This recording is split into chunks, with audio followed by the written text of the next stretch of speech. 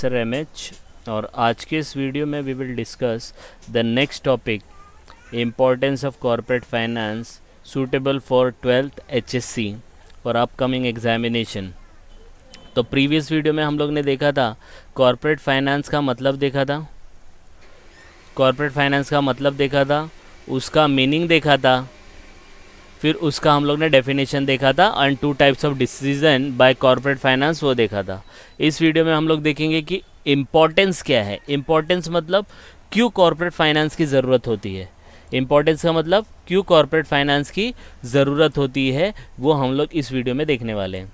आई बात समझ में। अब आपको मैं बता दूं, ये जो लेक्चर सीरीज़ है 10-10 मिनट का वीडियो आएगा, इसमें एक एक टॉपिक कवर होगा और आप उस टॉपिक में पहले तो टॉपिक को समझ सकते हैं कि उसका एक्चुअल मीनिंग क्या है, फिर दूसरा आपको एग्ज़ाम में लिखना कितना है जिसकी वजह से आपको मार्क्स पूरे मिल जाए।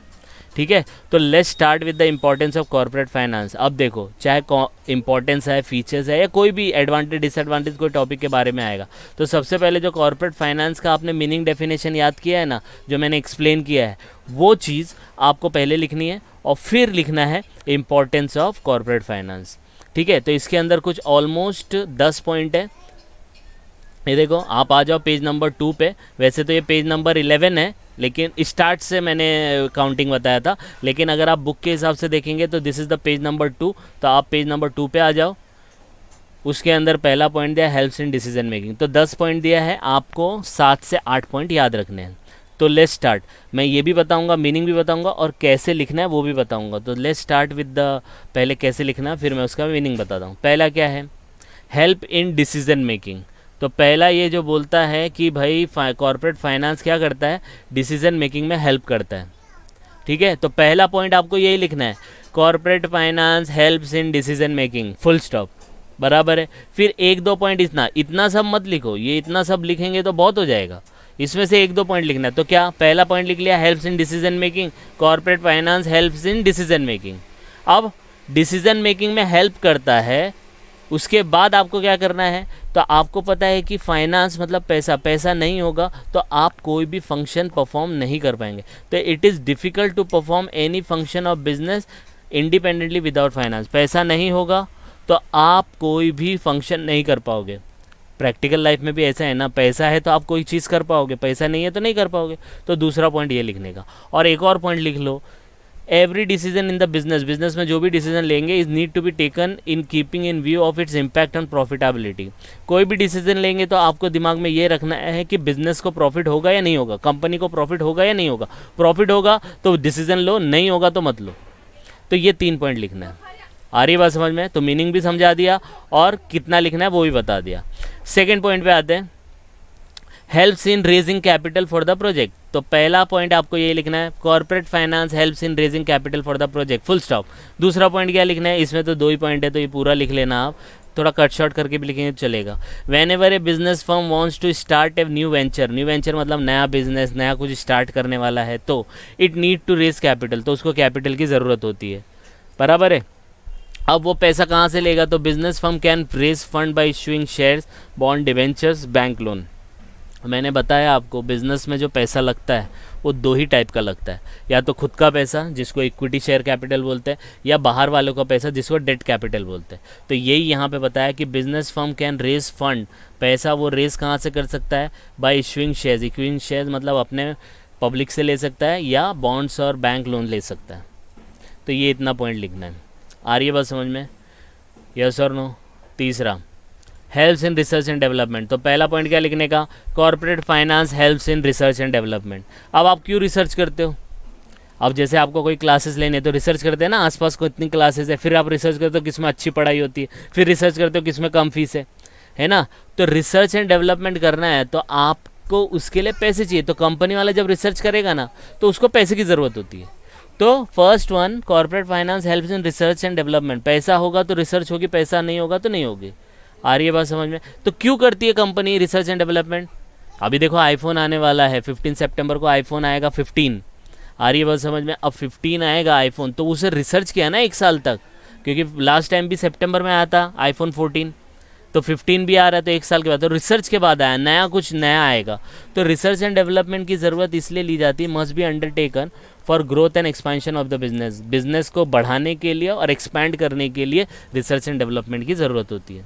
तो पहला पॉइंट क्या लिखने का, corporate finance helps in research and development, yes. फिर लिखने का रिसर्च एंड डेवलपमेंट हेल्प करता है growth and expansion of business, growth and expansion of business.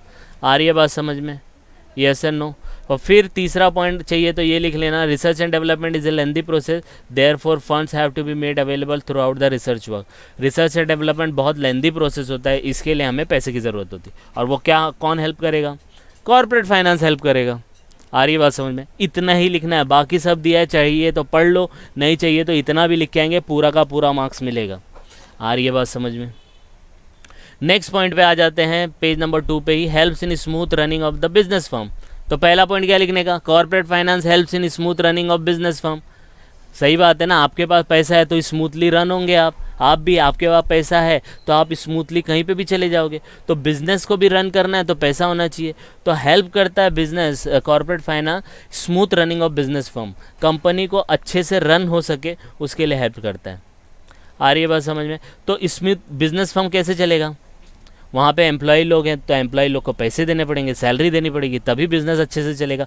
तो ये बोला है ना, देखो, smooth flow of corporate finance is it needed so that the salary of employees are paid on time, salary pay कर दो, loans are cleared on time, loan जो लिया है उसको पे कर दो, raw material is purchase whenever required, raw material की ज़रूरत है, कच्चे माल की ज़रूरत है तो वो परचेज कर लो, sales promotion of existing product, advertise करना है प्रोडक्ट के बारे में, सेल्स प्रमोशन करना है तो वो कर लो, इस कैरिड आउट। इन सब एक्टिविटी को आप कर पाओगे, कब कर पाओगे, जब आपके पास कॉर्पोरेट फाइनेंस होगा। अब इसके बाद देखो एक दिया, is carried out smoothly and new product can be launch effectively.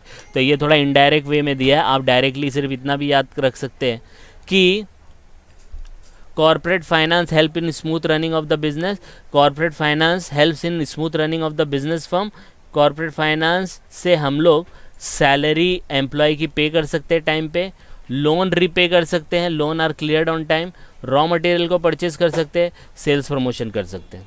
पैसा ही नहीं होगा तो ये सब कर सकते हो क्या, नहीं। तो सिर्फ आपको यहाँ तक लिखना है। तो लिखना कॉर्पोरेट फाइनेंस हेल्प्स इन क्लियरिंग, यहाँ पे दिया है ना, देखो यहाँ से कॉपी करना, कॉर्पोरेट फाइनेंस, यहाँ से corporate finance is needed for clearing employee salary, loans are cleared on time, raw materials are purchased, sales promotion of existing product। ठीक है, फिर आ जाते हैं पॉइंट नंबर 5 पे, bring coordination between various activity। Coordination, तो पहला पॉइंट क्या लिखने का, corporate finance bring coordination between various activity. Corporate finance activity के बीच में कोऑर्डिनेशन लाता है। कोऑर्डिनेशन मतलब एक एक्टिविटी होगी तो दूसरी। अब जैसे आप लोग पिकनिक पे जा रहे हो तो क्या आप पिकनिक पे पहले पहुंच जाओगे, अरे पहले बस को बुक करो। बस को कैसे बुक करोगे, पहले थोड़ा सा पैसा पे करो तब बस बुक होगी ना। तो पहले बस की एक्टिविटी आएगी, फिर आप वहाँ पे जाओगे, पार्क में जाओगे, बराबर है। तो कोऑर्डिनेट, वो पैसा होगा तभी तो आप कोऑर्डिनेट कर पाओगे ना। पैसा नहीं है तो क्या बस वाला आएगा आपके पास, क्या आप पार्क में जा पाओगे, वाटर किंगडम जा पाओगे, नहीं जा पाओगे।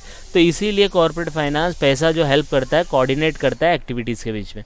तो यहाँ पे भी दिया है, corporate finance play a significant role in control and coordination of all activity in the organisation.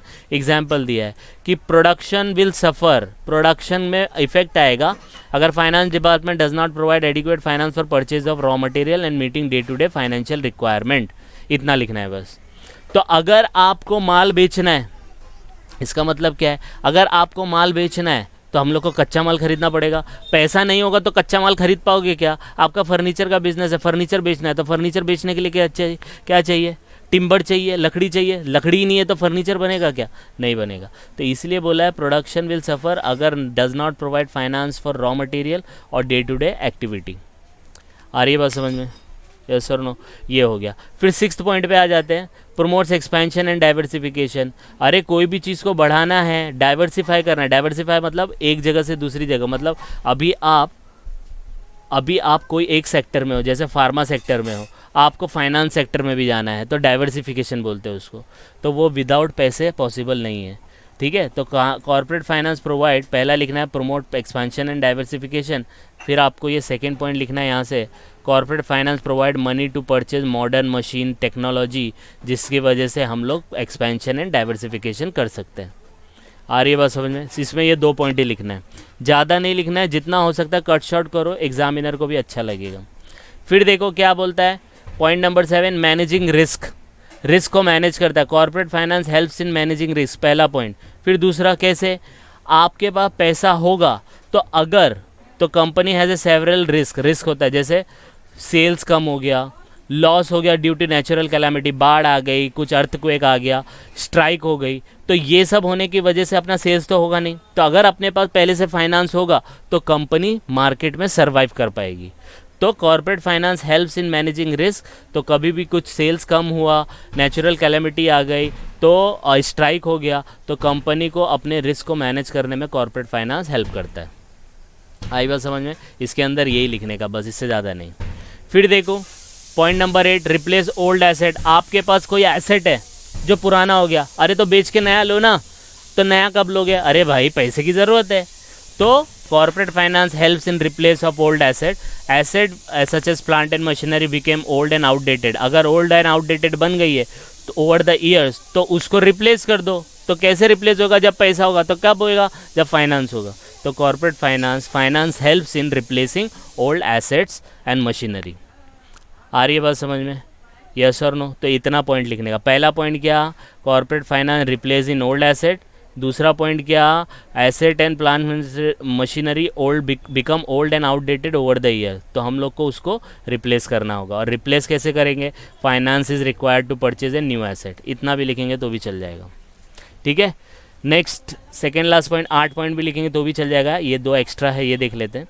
Payment of dividend and interest, अरे पैसा होगा जब ही तो लोन जो लिया उस पर इंटरेस्ट पे कर पाओगे। तो corporate finance helps in payment of dividend and interest, पहला पॉइंट। दूसरा, इसमें तो एक ही पॉइंट है, फाइनेंस इज नीडेड, ज़रूरत होती है शेयर होल्डर को डिविडेंड देने के लिए और बैंक को इंटरेस्ट देने के लिए। आ रही है बात समझ में?